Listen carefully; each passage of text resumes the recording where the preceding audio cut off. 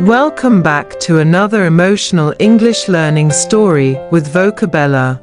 Today's story is about Emma, a young woman who moved into a quiet neighborhood, hoping for peace and a fresh start.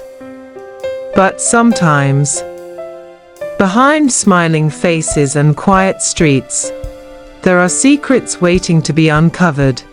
This is a story about curiosity, trust, and the lesson that not everything is as perfect as it seems. Listen carefully, follow along, and practice your English as we explore the neighbor's secret. Let's begin.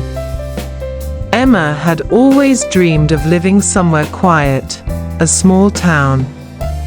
Friendly neighbors, a cozy house with flowers by the window. When she finally saved enough money, she bought a little house on Maple Street. It was perfect. Or, it seemed perfect.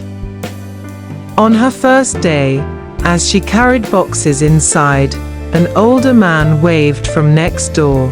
"Hello there. Welcome to the neighborhood," he said. He looked to be in his late 60s. Gray hair, glasses, a calm smile. "Thank you," Emma replied, smiling back. "I'm Emma. Nice to meet you. I'm Mr. Harris. If you need anything, don't hesitate to ask." For the next few weeks, life felt peaceful. Every morning, Emma saw Mr. Harris watering his plants. They'd wave, exchange small talk. Such a kind man, she thought, but slowly, small things started to feel strange. Some nights, Emma would hear noises coming from Mr. Harris's house. Not normal noises. Not TV. Not music, but something else. Bangs, whispers, scraping sounds. It usually happened late, around midnight. At first, Emma ignored it. Old houses make sounds, she told herself. But then, one night, it got louder, a loud thud, then silence, then whispering. Emma pressed her ear against the wall. She couldn't make out the words, but it sent shivers down her spine. The next morning, she saw Mr. Harris watering his plants. As if nothing happened. "Good morning," he smiled. "Morning," Emma replied, trying to act normal. A few days later, while walking home, she noticed something odd. The side window of Mr. Harris's house was covered.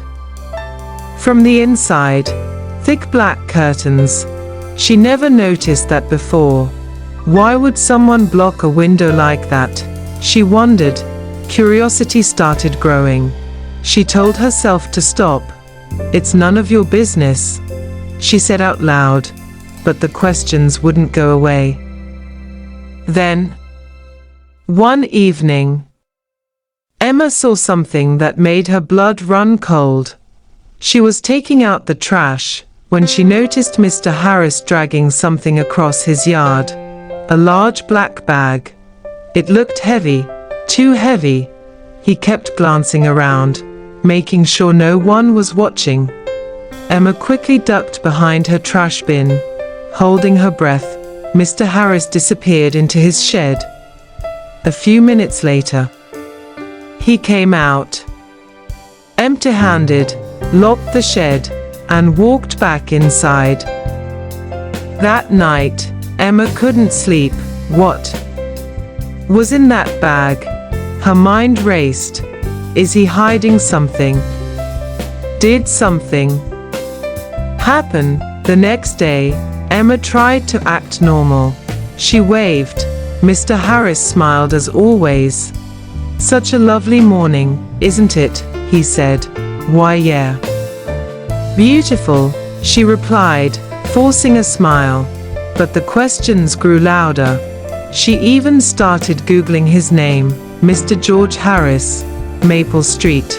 Nothing, no social media. No family records. It was like he didn't exist. One night, unable to ignore it any longer, Emma made a decision. I'll check the shed. Her heart pounded. She waited until midnight. The street was quiet. Only the sound of crickets and her own heartbeat, carefully. She stepped outside, tiptoed to the backyard. There it was. The shed. Locked, but the lock was old. With shaking hands, she picked up a small rock and tapped the lock. It snapped open. "Oh my God," she whispered. Slowly, she opened the door. It was dark.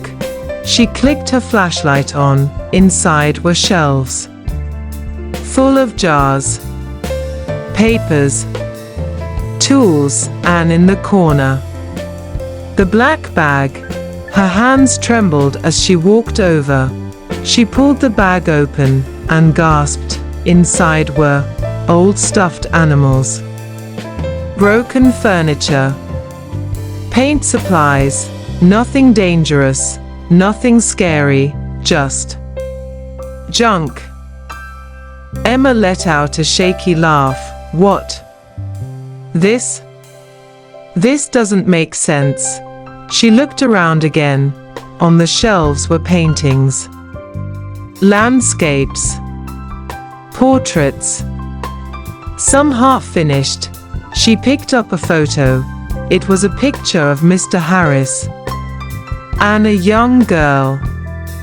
His daughter, maybe. On the back it said, Lily, 1995. Suddenly, a voice behind her. "Can I help you?" Emma screamed, spinning around. There stood Mr. Harris, not angry, not yelling, just sad. I'm sorry. I thought, I heard, I saw." Emma stuttered. Mr. Harris sighed, sat down on an old stool. "It's okay. You're not the first to wonder." He looked down at his hands. "Lily was my daughter. She passed away many years ago. I never recovered. So I kept her things. Sometimes I talk to her, pretend she's still here. I know it sounds crazy." Emma felt her eyes sting with tears. "Oh, I didn't know. I'm so sorry." Mr. Harris smiled softly. "It's all right. Loneliness makes people do strange things. You're new here. You didn't know." That night, they talked for hours about Lily, about life, about loss. Emma learned that Mr. Harris wasn't dangerous, just broken. A man carrying memories too heavy to let go. From that day on, their relationship changed. Emma would visit him for tea. They'd talk about gardening, about the past, about anything and everything. It was just Mr. Harris moving things around, sometimes crying, sometimes talking to the memories of someone he loved deeply. Emma learned something important. Not every mystery hides something scary. Sometimes it hides someone's pain, and behind every closed curtain, behind every locked door, there might be a story waiting to be told. Thank you for listening to Emma's story, The Neighbor's Secret. Have you ever judged someone before knowing their full story? Remember, Sometimes the scariest thing is loneliness. If you enjoyed this story, don't forget to like, subscribe, and join me again for more English listening stories filled with emotion, mystery, and life lessons. See you next time.